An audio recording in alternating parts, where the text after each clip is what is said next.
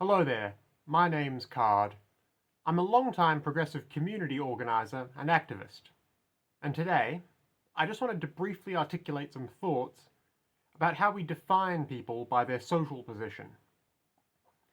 Identity politics are real and important.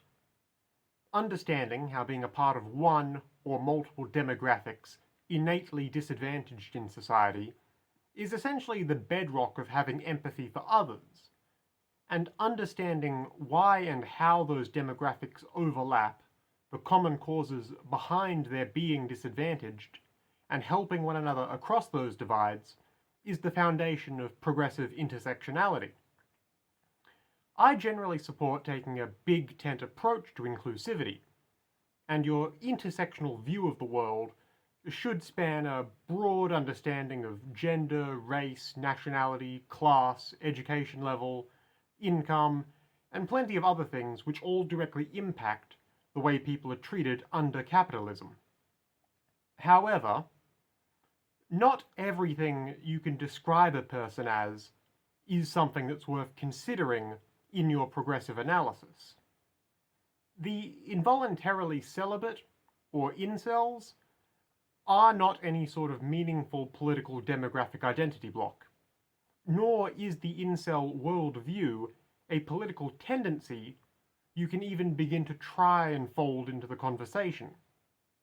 And it isn't just abhorrently wrong, it effectively doesn't really exist. A lot of hay has been made by all sorts of political commentators over the past 15 years or so now about the need to both address the conditions and concerns of chronically dateless young male reactionaries, and of the real physical threat their backlash potentially represents. I can't deny that over the past few years, a handful of people have committed horrific acts of violence in the name of not getting laid, but that's no reason to bring people sympathetic to the likes of Elliot Rodger into the realm of serious political discourse. Furthermore, there isn't really anything in the incel state of mind to discuss. An ardent, self-proclaimed fascist is also entirely wrong and proposes an abhorrent, hierarchical, violent reactionary solution to the obvious decline in conditions under liberal capitalism, but at the very least, they are thinking in material terms. All the common elements in the incel mythology are pieces of pure delusion, born out of a persecution fantasy wherein every single woman in the world is simultaneously a licentious succubus sleeping with dozens of men for their gain and validation, but also paradoxically, they're mad they won't date you even though you're such a nice guy. It would be like trying to debate whether or not domestic unicorn ranching should be legal. There's just nothing real to discuss there. While we're on the subject of the incel's ideological illegitimacy, I think it's worth mentioning that the word incel originally came from a disabled woman who coined it, if I recall correctly, to describe her difficulty maintaining an active love life because of her physical limitations.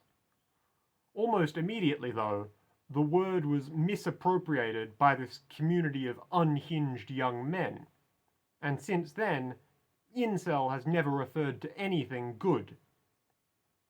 There was never any good incels, as we understand the word today. It is a term of self-identification specifically used by people who buy into this reactionary, ultra-anti-feminism on account of never having had a romantic partner. And by definition, there aren't any incels who aren't removed from reality. The bad ones aren't a splinter group that butted off the original non-insane lonely young reactionary community. They are all bad. And realistically, no one who calls themselves an incel has an understanding of the world that is even coherent, let alone remotely good for anyone. If incel is not a political affiliation, the good incel is completely non-existent. And furthermore, in the most literal sense, Not to be too blunt or reductive about things, but we are all adults here. Realistically, any adult man interested in women who lives in even just a small town, let alone any city, could easily find a casual hookup at the very least. Broadly speaking, normal people know how to go out and meet other people, whether they're looking for long-term serious relationships or just short-term fun.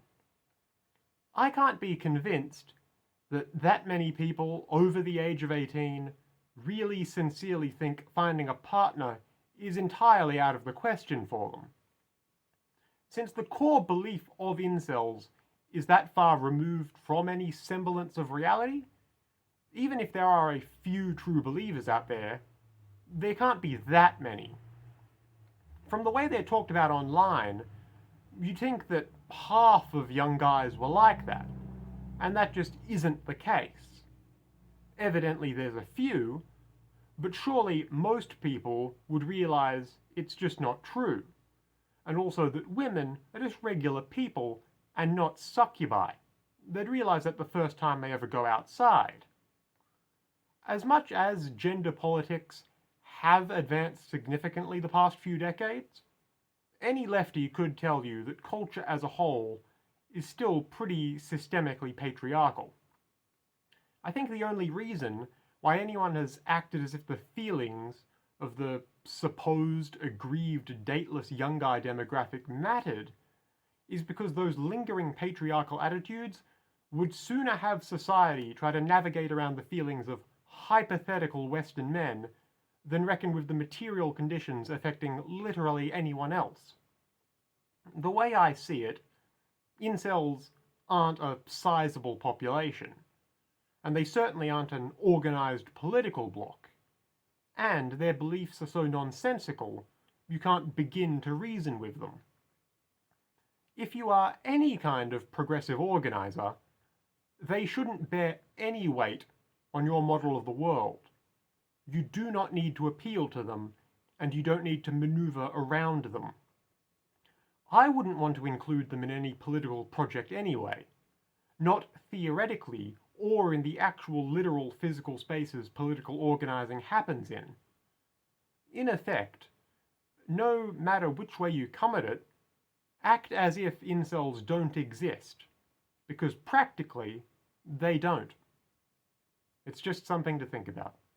Thank you for listening. If you might want to hear more from me, feel free to subscribe to this YouTube page or take a look through my older videos. Once again, my name's Card. Goodbye for now, and have a lovely day.